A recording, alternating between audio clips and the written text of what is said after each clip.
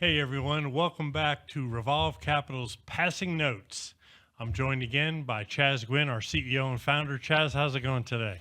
Bob, how you doing, bud? We were just talking off camera a second ago. What a fun time to kind of be in the world of sports, like this intersection of baseball kicking off, March Madness. I know you're a big basketball guy. Right. I know NC State was in this thing last year. You haven't really seen them push too hard this year. But I couldn't be more excited about kind of all the look at the free agency that's happening in the NFL. Like all these just different. It's an awesome time of year. You even got the Masters golf tournament coming up next week. So, it's sit in front of the TV and let's see what's going on. And, we're filming this a little bit before the finals, and I still have Duke winning it all. So we'll see if that actually comes through and happens. So it's been a crazy ride. And, everybody says, I find it hard to believe. This is the first time since 2008 and only the second time ever that all four number one seeds made it to the Final Four. Wow, actually, we haven't seen that ever. One time in 2008. What? Yeah. So everybody thinking that number one's 17 go all years the way. of That's crazy. Wow, of actually having seen a prediction number one, which typically these Cinderella stories where it knocks off the number one seed, Right. where everybody can't wait to get on the dun-dun-dun, dun-dun-dun. But for all four to make it, now who's going to be able to hold that championship trophy up? I'm going to kind of say I think Florida's got something to say about this, but I am seeing Duke playing some of their best basketball. So I think if I see the two of those guys, seeing who can host it up, we can come back to this episode to see how close we are on. There we go. On predictions. I found it interesting that it's been since 2008, and that was a turning point in our market as well, the 2008 time. And fast forward 17 years, Q1 just wrapped up for us here. And I kind of wanted you just to kind of give a little overview on, what did we see in Q1, right? And then we'll dig into a little bit of the specifics. But how do you feel about Q1? Exciting because I feel like it does kind of set the foundation for what the balance of the year is going to look like. Right. So usually there's heavy conference season coming off the holidays. You're able to kind of get a pulse for what not only sellers or large aggregators of mortgages are going to be potentially putting out into the private market. But the leaders are typically the GSEs. So we did see, about a $500 million plus portfolio put out by Freddie here recently. But I will say that the sentiment of product, we also saw foreclosure activity massively spiking because, as we talked about, not many are going to be foreclosing over the holidays. Right. So we did see kind of an uptick in January and February of foreclosure starts, and also things that were on pause pre-holiday that now have come off pause that are now actually advancing forward on their action. So from a foreclosure activity, from a bankruptcy activity, right? We've seen quite a bit of, we talked about on the podcast before, a lot of equity protected assets. And so a lot of folks are looking to protect that equity.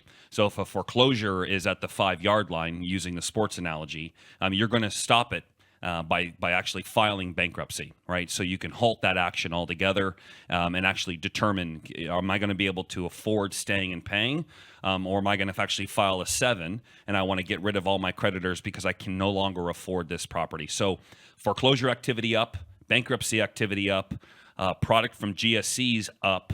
It kind of sets the foundation for trading activity to be up. So kind of here into Q2, we're starting to see not only the momentum from Q1 spilling over, but I think it's set the stage now to say, well, where's the capital? Where's the product? How is some of this stuff going to actually sustain itself? Because a lot of the metrics we're going to cover today are not able to sustain themselves. So Yeah, I wanted to follow up on the bankruptcy comment that you made because I think that's a great point. We saw a spike of people where foreclosure sale was set, less than 30 days away, and they filed bankruptcy. Right now, everybody keep in mind, this is after the borrower outreach, and we have tried to do a loan mod, a reinstatement, a forbearance plan, something to keep them from getting to 30 days from foreclosure. But they didn't have the ability to repay the loan at that point, and they took bankruptcy as their path to protect that equity that they have in that home. yes. And the majority of the bankruptcy filings are Chapter 13. And we do see a lot of redefaults. It's really kicking the can down the road in a lot of times. They'll file Chapter 13, maybe make a payment or two. Then they won't make a payment. We have to go back through filing for a motion for relief and then go ahead and get the process started again on foreclosure. So in some regards, it's a reset and the bar get back on track. But on some regards, it's just kicking the can down the road and increases our carrying costs on that loan, where we have to go back through the foreclosure process once they get discharged from bankruptcy. So somebody listening to this may say, well, bankruptcy, are those actually problematic? Can I move those? Do they have liquidity in the market? Do folks actually buy bankruptcy paper? You and I both know that there's a niche buyers out there that have focused solely on just bankruptcy assets. I feel like the minute you file Chapter 13, you've now told your lender and or investor that, look, I can't afford everything that's on my plate today, but I can afford some things, and the house is going to be one of them. Right? I make X, I can afford Y, and if you can work with me, then at least I can pay Z, right? For the scenario to stay in my home. And so after a period of time in the Chapter 13 and starts to make payments on a consistent basis, and the behavior of repaying is going to being retrained and learned, you and I both know that that is a reperforming asset that now is coming with almost a full doc underwriting associated to it. Right. So a debt investor or a lender buying that has a lot more intel on the homeowner than they did before they filed bankruptcy. So just wanted to kind of highlight that, because even though somebody files bankruptcies and we told you the activity is up, those assets are still very moving with liquidity in the market in today. So what else did we saw? I mentioned the Freddie auctions, right? We see that, Fannie, Freddie, and HUD, some of the three largest GSEs that are kind of moving the needle in our space, just recently put out a trade, first lien mortgages. I think it was $800 million in total balance in terms of the face value of the loans itself. But SPO1, which these are the standard pool offerings, so SPO1, SPO2, and 3, and me and you were looking at some of this pricing. I think that we found it interesting that, even in today's market with equity protection, loans are still trading at premiums, right? And one may look on the surface and say, well, how are you making money at paying these premium levels for these assets? So let's walk through this just a little bit. SPO 1 and 2, trading in the low hundreds. Okay, so that relates to 105% of unpaid principal balance. Okay, so am I paying 100 and something percent of today's market value for that asset? Walk me through the numbers. Like, let the audience understand how does someone make money paying those levels? So there's three key factors that you take into account when you're looking at a non-performing loan. You have your unpaid principal balance. You also have your property value. How much is the property worth? And to your point about equity protected, it's worth more than they owe. And then there's a total collectible legal balance. These people haven't paid in 2, 3, 4, 5 years, right? You're entitled to collect any advances that you make as a lender, taxes, insurance. You're also accruing interest throughout there that you're able to collect. Sure. And then any foreclosure advances, legal fees that you're incurring as you push that down the field in order to get to the foreclosure sale. And that's why you call it legal balance. I was talking with an investor and he goes, what's legal balance? And it's semantics. It can be collectible balance. What's the total debt owed? Okay. Right. So if you borrowed $100,000 and you haven't made a payment on that in 5 years, do you still think you owe me $100,000 after 5 years? What about all the interest you promised to pay? What about the advances of taxes we've been doing on your behalf? What if you live in Florida and there's an HOA associated to it? Who's advancing the HOA fees that are due on an annual basis? All of these things become collectible, right? So it could be the total collectible balance, or it could be looked at as the total legal or total debt owed. Right. All semantics, but I just wanted to kind of drive that point that there's this delta too. So go back to your example. You've got property value, you've got total collectible balance, and then you have this UPB. And now this is where these pricings are trading off of, right? Right. So what we hear when the results come out is what percent of UPB did the loans trade for? Right. And that's where we're finding 105, 106. right? What doesn't make the headline is it was 35% of property value, right? So that's pretty well protected equity-wise. And we also don't know what the total collectible balance, or to your point, total payoff. Sure. Yep. So if the borrower was like, I don't want to lose my house, what is it going to take for me to pay off my loan? That is what we're talking about: unpaid principal balance, accrued interest, costs, etc. Here's your payoff. Sure. And that's what we're doing. So we're looking at a lot of equity protected loans. And, the first comment someone makes, how can you make any money if you're paying more than the unpaid principal balance? And we know through due diligence, if we feel secure in what that property is worth in the market that it's in and what that total payoff is, and we know that that's going to continue to increase as we push down the foreclosure field. I wanted to kind of talk about a real life example that we had in our own portfolio. We had an asset that we bought about, say, 120 days, and we're getting ready to go to the foreclosure sale. And the total payoff when we bought that loan was right at $357,000. So this is a property in Attleboro, Massachusetts. It's collateralized by an $800,000+ home, right? So the equity is clearly there. So we go to foreclosure sale and we bid our total payoff. Everything that we're owed, that's our bid. If someone at the foreclosure sale bids higher than us, then we get that payoff, which is exactly what happened. However, during that 120 days, as interest accrued and our foreclosure advances kept going, our total payoff increased from 357 to 369 in just 120 days. in just 120 days. So that kind of shows you why we take into account not only the equity protected value, but also the total payoff. And that was what we like.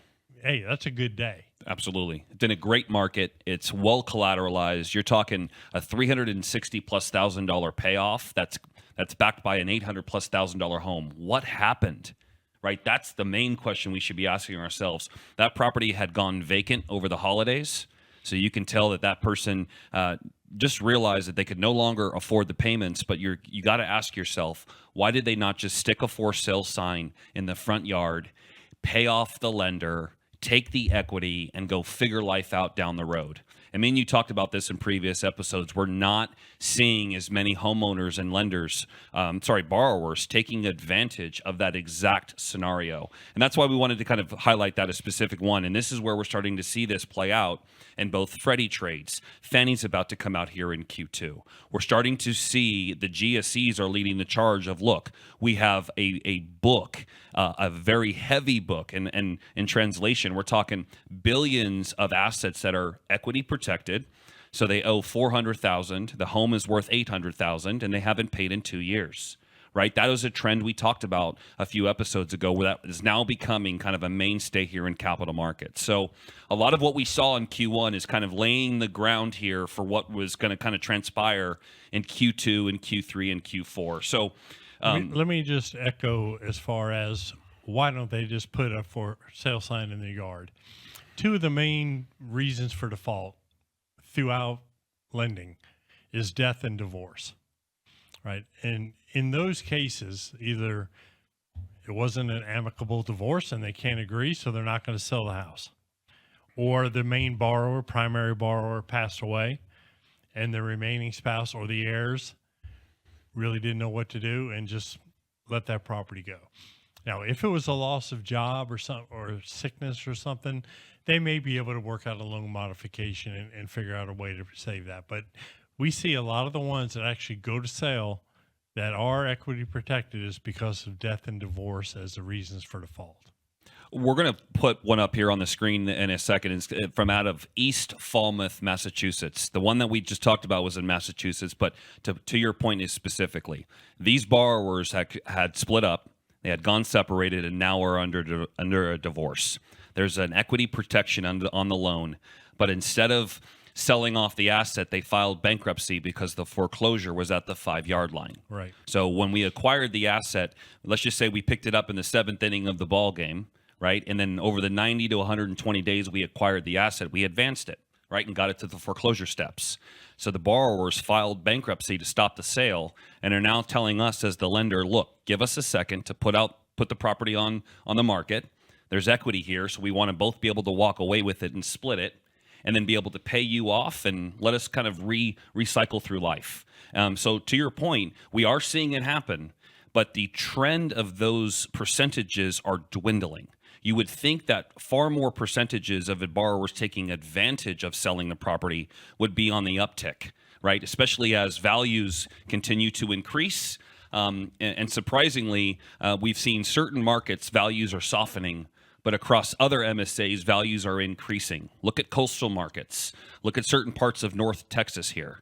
You're starting to see people still being able to put a for sale sign in their front yard and the house is snatched up, even in today's rate environment. So yes, we're seeing equity protection. Yes, we're seeing default and foreclosures uptick, but we're also seeing record high equities, and we're also seeing record high affordability concerns that are not in parallel. They actually are conversing each other when they actually it should be like a scale. One should be going up and the other should be going down, but they're conversing each other consistently. Chaz, I wanted to circle back on the bankruptcy conversation we were having a minute ago. And you discussed that when somebody files a Chapter 13, they want to keep the house and they can afford to pay the house. They just can't afford to pay all their other debts, credit card debts, car payments, whatever other debts they have that have put them in the situation where they're almost ready to throw up their hands and can't pay anything, right? And what we look at in the industry is debt to income ratio, right? And there's what we call a front end, which is your mortgage payment divided by your income. Mm-hmm. And then there's the back end ratio, which is all your debts divided by your income. Mm-hmm. And a lot of the underwriting, especially since the pandemic or even prior to that, was really focused on the front end. Can they afford their house payment? It needs to be less than 35%. It needs to be down near 30. And we've seen the back end has gotten out of control, which is what results in the BK Chapter 13 filings. What do the DTIs look like on the back end? For any loan officers or displaced loan officers listening to this, we all know in the mid 30s to low 40s is kind of an industry standard. If you're looking at the last $2 trillion of mortgages that have been originated across the market, the 43% DTI standard has now ballooned to a 48% DTI. That tells me that half of my income is going towards paying my house. So and now today's average borrower has less than $1,000 in savings. So half of my income is going to my monthly payment, and I have less than $1,000 in savings. So in the event of something happens, right, especially on health and or loss of job becomes real for you, how do you maintain monthly payments moving forward? And when you say housing expense, right, we're talking about your principal and interest payment and your taxes and insurance. Right? It doesn't take into account your electric bill and all your other to keep that house, intact. Home. Yeah, Right. all the maintenance you're putting in. But let's just focus on what we call PITI, which is principal and interest, taxes, and insurance. Over the last 5 years, the average PITI has increased 21%. Now, everybody's initial reaction will be, that's because interest rates went from 3% to 7%. That is true, and that is part of it. But as we've discussed previously, insurance and taxes have also increased. A third of that increase is attributed to an increase in property insurance, homeowners insurance. And that's just on average. You go to California and Florida, it's way more than that of an impact on your increased payments. We've seen payments where the T&I, taxes and insurance, is more than the principal and interest. Yeah, but how is that sustainable? Right? If you're up 21% in just the last handful of years, and now that trajectory only continues to balloon up. So are we at 30% in 2 years from now, 40% in PITIs, but wages don't keep up and sustain with the increase in expenses and what it takes to actually afford a home today? I mean, you just walked through this stat, right? It was 77% of the average American today cannot afford a median home price. Dude, That is not something that we can sit here and look at my kids. My kids are sub 10 years old, and are they going to be coming into a world in 15 to 20 years from now, and the home market values on average are at $900,000 to $1 million across the U.S.? How can that be sustainable? You and I both know that the trillions of dollars that were pumped into the market since COVID, right, have kind of ballooned home values across. And now we're seeing softening, and now we're seeing kind of a pullback and because of due to rates and property taxes and insurance being up. But it also, where's the supply? Right? There's not new home starts and new home builds. And if there is, it's in this niche market of $1 to $10 million homes that are kind of upper echelon of the borrower that can afford that. That borrower is typically a second homeowner, right? Not a first-time home buyer. That's somebody positioning out their equity to rebuy. But how many of us can actually look at the housing market and say, you know what? I can eventually get in there. I feel like what's starting to kind of creep in is this mentality of, we want you to rent. We want you, look at these build to rent communities that are going up in the thousands across the country. So we are here to push back on this is unsustainable. PITIs that are up 21% in a matter of 2 and 3 years. Insurance and taxes that are not being tamed. Inflation's getting tamed, but the housing and affordability is getting untamed. Right. You feel like you're safe because you have a fixed rate mortgage. But you don't have a fixed rate taxes and insurance, right? So your P&I may stay the same for the 30 years you own that mortgage. But your taxes, I don't know about you, but I've never had my taxes go down. Thank you. And State Farm or Allstate doesn't give me a break on my homeowners insurance. Sure. You know, we live here in North Texas, and every other day there's a hailstorm, thunderstorm, and the roofers are like, hey, you need a new roof. You need a new roof. Well, what happens if you get a new roof? Well, your premium goes up the next year.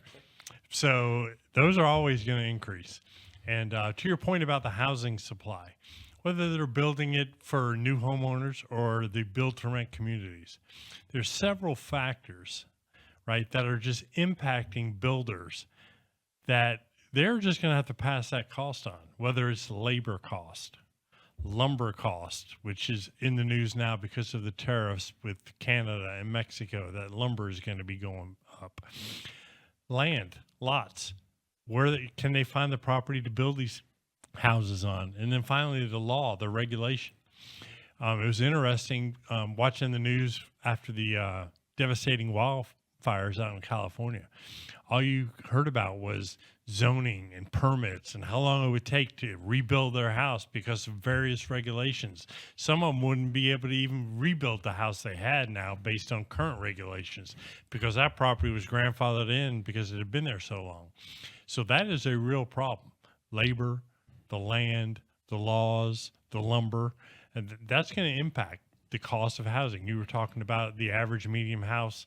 Now 77% of the people can't afford, right? Interest rates play a key to part of that, but so do these other costs of these houses. That average median price is going to go up. Come back in 6 months, let's talk about where it is.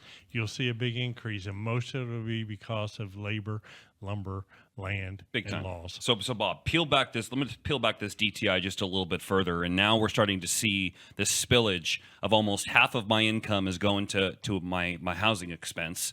But then because my equity's up, and my neighbor's getting a new barbecue and backyard and just replaced his roof and doing all these cool things to it, why don't I start kind of borrowing on some of my equity? Why don't I take out a HELOC, a home equity line of credit? And now we're seeing that HELOCs are spiking in default. So those are up 21%, right, in terms of default. So, just to kind of layman terms it just a smidge is a lot of folks over the last 5 years have gotten an unprecedented amount of equity appreciation in their home value. And because of that, folks have started to borrow on that equity and either use that equity to pay off credit cards, pay off other debts, and or fix up their home. And now those loans that they took out as a potential second lien, and a lot of our listeners are actually second lien investors, just like we're first lien investors. But a lot of the second lien space, not only has it ballooned, but the defaults are up on those HELOCs. So this is all playing into DTI. And to your point that you were going to kind of segue into was affordability, right? So where does all this play out into the homeowner sentiment? Because this is something we very much track. Right. So 3 or 4 years ago when rates were low, equity was up, People look to their house as an ATM machine. Get a HELOC, take my cash out, put in a new swimming pool, redo the bathroom, the kitchen. To your point, they were going to take out that cash because their neighbor just did it, and we got to do it too. Well, most HELOCs, if not all, are adjustable rate tied to an index, like say the prime rate. And what has happened to that in the last 2, 3, 4 years? You may have had a great HELOC 4 years ago at a good single digit rate. Now at prime plus 2, prime plus 2.5, you're in over 10. So to your point on debt to income, what are you paying? This is PITI we have been talking about was for your first lien mortgage. Now all of a sudden you have a second lien HELOC as part of your housing expense. And that's where a lot of these BK7s or the foreclosure sales end up, they throw their hands up. They've used all their equity by taking it out, and now they're stuck and they're going through the foreclosure process. Look, if you've been listening to us for a little bit, you know that this is all foundational pieces to kind of help further the message of where we think the market's kind of heading. Not where we think it's heading, but the data is starting to support where it's heading. And here in Q2 of 2025, we're going to be very fluid on how we share what we're seeing because we, as mentioned before, we're an active investor, an active manager and seller in this space. And we are constantly seeing billions of dollars of assets that are put out in the capital markets arena to folks like us who participate in the space. And many of you who transact with us need to kind of better understand what we're seeing from kind of a firsthand view. And because of our size of seeing direct deal flow from the GSEs and tier one banks, it's a curious time where we're seeing equity on a tear and affordability on a rescission, right? So typically those things kind of go pari passu with each other, and they both kind of go up and at the same time, but one's going up and the other one's receding. So as that delta continues to be created, it's something to watch for and to see how this kind of plays out in the market. So that brings me to a couple call to actions for everybody. We're going to continue with these podcasts, to your point, sharing this data, telling everybody what's in the market. So be sure to like the episode. Be sure to subscribe to our episodes so that you can stay in touch with what's going on. And exciting, we just relaunched our revolvecapital.com website. And you can now go to the website and register to find out more about one of our funds that you can invest in or how to buy assets from our trade desk. You can still email tradedesk@revolvecapital.com, but now you can go to the website, click on the button for note buyers, and really find out how you can become registered in order to see offerings from Revolve Capital. So we're super excited about that. Marketing team did a great job on our relaunch, and that's revolvecapital.com. We'll be actually putting out an offering here this month in April. Whether this episode gets seen by you later this month or not, we're a constant programmatic seller. So we're going to be putting something out either this month or next month, but it'll be very consistent as we grow here and continue to take down product. So excited to keep going, my man. Well, Chaz, as always, it's been fun. I think we covered a lot of interesting things. And like I said, like, subscribe, and go to revolvecapital.com. Until next time, thanks.